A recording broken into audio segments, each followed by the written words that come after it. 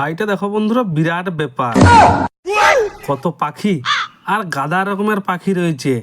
কত সব পাখি যে রয়েছে, আমি এত পাখির নামই জানিনি।